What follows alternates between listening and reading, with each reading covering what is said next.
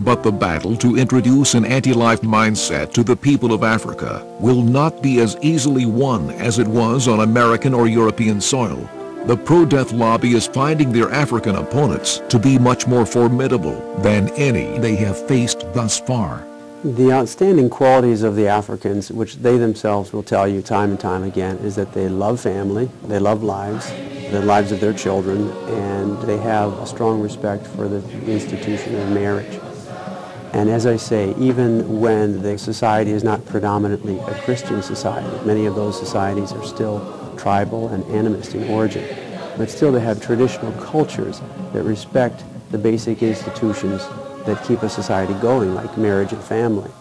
And to try to convince them that abortion is a good thing, like they've done here in the West, they have to convince them of something that is so horrible to their mentality that it's very difficult for them to penetrate into their culture. So they have to go through indirect ways to convince them that this is a good thing. The trouble with Africa from the population controller's viewpoint is that Africans love life. They love children, not like the Europeans and the North Americans. And so it's very, very difficult to convince even a poor African to have less children, because that's just not part of the culture. What the population controllers in general are trying to do is turn the Africans into Europeans. They're trying to say that babies are messy and sloppy and expensive, and they're going to hold you back and keep you from an education. What you really want is you want a car, you want a big TV, you want a nice house to live in, and so on. But the anti-life lobby is unable to flaunt their agenda as overtly as they do in the West. The opposition they face forces them to take a more clandestine approach in their dealings with third world countries. They employ more secretive tactics, often corrupting or coercing officials in every level of government into adopting their so-called family planning programs. Our great disadvantage in Africa is the corruption of the system there. And Planned Parenthood, Federation of America, UNFPA, and all these other organizations have billions of dollars. They can come in and they can bribe people, they can give them gifts and get total access there. I've been driving down the back roads of Nigeria in a rusted out 15-year-old station wagon, and there's smoke coming into the passenger compartment because it's just completely detuned. It's just a wreck, and at 70 miles an hour we see one big white new Land Rover after another go zooming by from International Planned Parenthood Federation. They have all the access to the power structures they need over there, and that's how the anti-lifers corrupt a pro-life country. They come in and they bribe or corrupt the power structures. Now, at Human Life International, what we do is we go for what we might call a middle management, or the future leaders. We instruct the bishops, the priests, the seminarians. We talk to the medical students and the pro-life doctors there. We talk to the teachers. We talk to the attorneys and the businessmen. So what we're trying to do is talk to the people who are most directly influential over many thousands of other people. The anti-life forces are very clever. They know that if they can change the minds and hearts of people who make decisions in their society, whether it be through politics or through the healthcare industry or through business or media, they know that if they affect the decision makers, they can cause lots of changes to have a ripple effect throughout all of society. And they're very clever in going after the decision makers. Well, that's essentially what we're doing too. We're going after the decision makers who are less likely to be corrupted by the anti-life message. We are giving them the pro-life message. We're training, first of all, the church. The main complaint that I hear throughout the world is that church leaders do not stand up and defend the innocent from the pulpit. They do not stand up and give people the proper values and reinforce those values that are already there in society.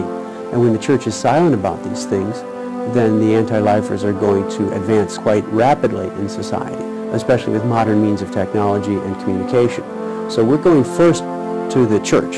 Secondly, we're going to professionals and business leaders to talk to them about their own values. Okay, these are not values we're imposing on in their society.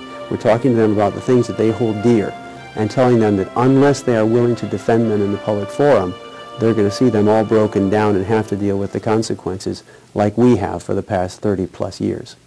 The pro-death forces wield their influence through the billions of dollars at their disposal and have succeeded in corrupting people of influence in third world countries across the globe. Human Life International has witnessed firsthand the rotting power in their touch. Our affiliate in the Philippines, Dr. Rene Bulacer, told me that the United Nations offered him $80,000 a year salary in American dollars, a four-wheel drive car, and any amount of money for his programs if he would just put into his AIDS education program an element promoting condoms. That's all he had to do, is agree to put condoms into his AIDS education program. He educates strictly with chastity and behavior change. So he could have become the richest man in his state overnight if he wanted to. That's the amount of coercive money that goes into these poor cultures. And because they are poor, the population-controlled movement utilizes different tactics in third world countries than it does for wealthy nations such as the United States. In Africa, for instance, the pro-death lobby is using the AIDS epidemic as a platform to spread its message of contraception and sexual irresponsibility. Unfortunately, since the AIDS pandemic has entered into the general population, the heterosexual population in Africa, the problem is aggravated because it's much more difficult to control. It's not just a single type of population that you can control. Rather, it's everybody. There are some countries in southern Africa that have as much as a 38 or 39% AIDS prevalence rate. I was just in South Africa where the Nazareth sisters take care of the little babies with AIDS there. Their mothers and their fathers have died. I was in Madisi, Malawi, where entire villages are being decimated by AIDS. The parents faithfully used condoms, but AIDS spread through the entire population like wildfire. There are thousands of AIDS victims there, and AIDS orphans as well. I talked to some priests in Kenya, 2 priests in a community that's just being completely destroyed by AIDS, and the people faithfully use condoms there. I've been to medical clinics in the backwoods of Kenya and Nigeria and South Africa, and all they have are pallets full of condoms and birth control pills and Norplant kits, and nobody gives them anything like safe motherhood kits or anesthesia or bandages or prenatal vitamins. The anti-lifers and the pro-abortionists are capitalizing on this crisis to try to convince people that they need more contraception. So they're confusing the two issues. They're taking what they always call reproductive health issues, which is contraception and abortion, and they're connecting it, they're linking it to the AIDS problem. And what we try to do is educate people that condoms are a false solution to the AIDS problem, because not only do they not stop the transmission of AIDS, but actually they fuel the problem, which is behavior-oriented. Condoms fail a lot. There's something called the Family Planner's Bible. It's called Contraceptive Technology. It comes out of Johns Hopkins Medical School. And it shows that studies around the world have proven that the condom fails, it breaks or tears or slips off about 1 time out of 12. And so this thing is no good for stopping AIDS. Even worse than this, and when we manufacture condoms, we don't send the best condoms to Africa.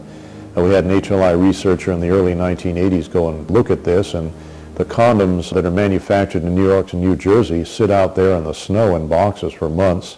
Then they're put in these metal shipping containers, and they sit there and broil on the docks for weeks more, and they fail constantly. So I'd say that the failure rate for condoms in Africa is probably more like 1 out of 6 or 1 out of 5.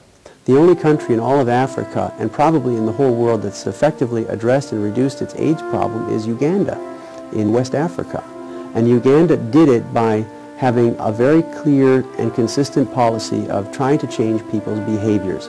From the president and his wife all the way and down through the educational system and health system, working in conjunction with the church on these issues. Uganda reduced its AIDS prevalence rate from 30% of the population down to 6% of the population.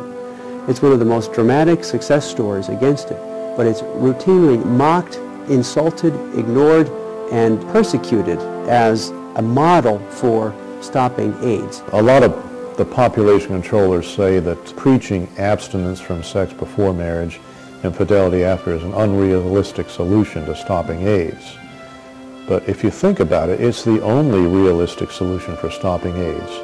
I've seen all over Africa, and many other travelers have too, that the strong Catholic families, the ones with the mother and the father, the grandparents, the aunts and uncles, and many children, many of these families accept the church's teachings on birth control. They don't use birth control, they don't use the condoms, and nobody in the family has AIDS.